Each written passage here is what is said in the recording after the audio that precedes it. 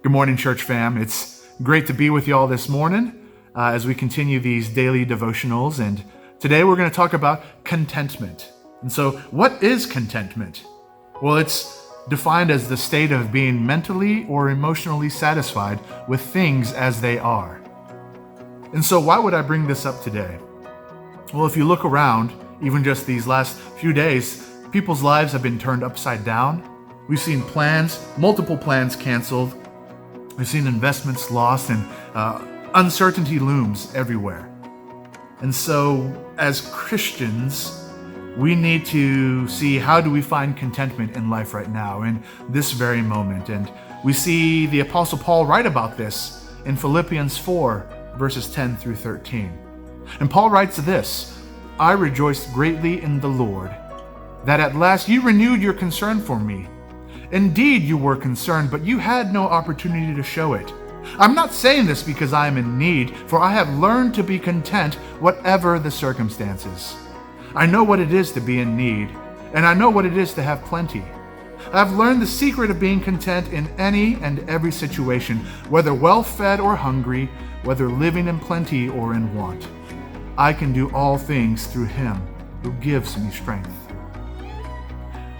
Paul writes about being content in his life.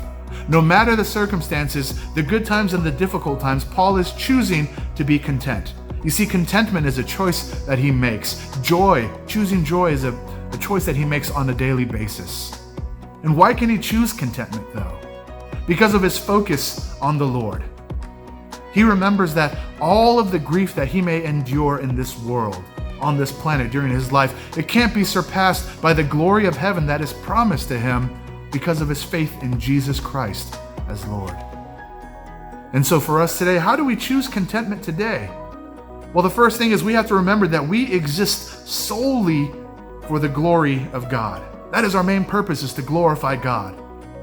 Right? We can choose contentment through the spiritual disciplines by praying deeply, getting in His Word deeply, interacting with other believers deeply, being held accountable by those who we trust.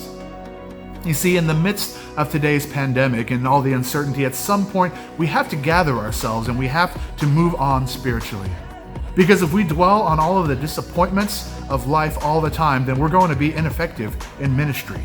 We can't be used well. And so today, at this moment, we all have a choice whether or not we want to be content. We throw the word sovereign around a lot in our church lingo. And I believe sometimes we forget how amazing and how impactful that word is. Because sovereign, if our God is all-knowing and He is all-knowing, then that should give us hope.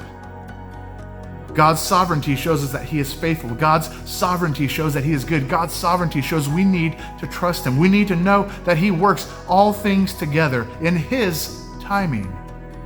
And so recognizing that and living it out will allow you to choose contentment today. Your plans for life that might have been thrown off track because of this coronavirus, it gives you an opportunity to intentionally refocus on your relationship, on your walk with God. And so when it comes to contentment, do we trust in the outcome from God, or do we trust in God alone? Right? Are we so engulfed in our plans for life that our family's trips, our children's schooling, our investments that we have, are we so engulfed in that I think we need to remember that our plans are written in pencil, not pen. You see, God has an eraser. He has the eraser, and He can erase all of our plans that we've written down, and we need to be ready for that because His plans are written in Sharpie. And that plan written in Sharpie will draw us back to Him, because He allows for things to happen in order for us to look and become more like Jesus Christ. So in this season of grooming for all of us, I believe firmly that God is wanting us. He is calling us to refocus our time, our priorities, our energies on Him. And so the question that we all have to ask ourselves right now is, will we learn to be content? Have a great day.